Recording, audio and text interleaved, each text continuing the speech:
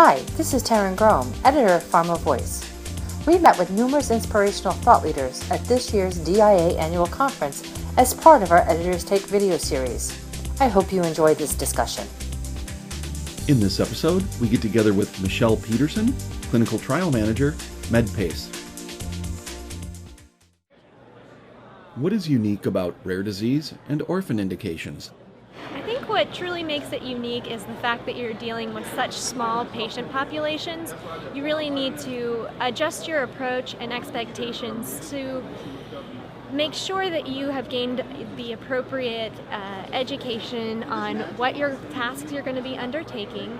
And there are a series of principles that you can apply to truly make yourself successful. And we'll talk about that later on in detail, but it truly is all coming back down to the fact that the patient size and population is so limited that it changes your strategy across the board. What are the biggest challenges in the rare disease space? I think identifying patients is the most challenging, and a big piece of that is making sure that you find the correct physicians. So a lot of times in these rare diseases, there's only a few centers of excellence that have the capabilities to conduct the clinical trials that you're looking for. And so instead of going into these opportunities with the mindset of, oh, if this site doesn't work out, I'll go on to the next one, you really have to identify challenges up front with these few sites and make sure that you're addressing these challenges and solving the problems and working with these sites instead of just casting them aside. So it's truly a mindset. And then when it comes to patient identification, you're really working with a variety of different groups. Advocacy groups have been a great partner across the board. Registries to help you understand where patients are being treated and which physicians are seeing them. So using those keys to your toolbox of recruitment is really helpful.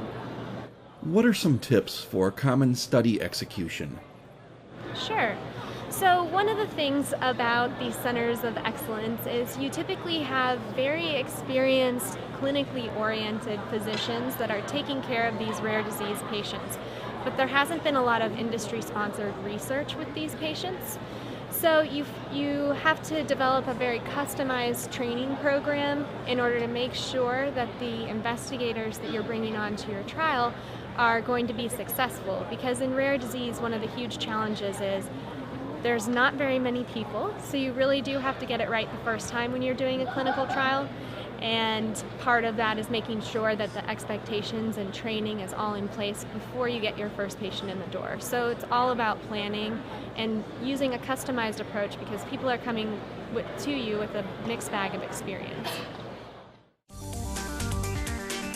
For more information on this topic, visit our Thought Leaders website.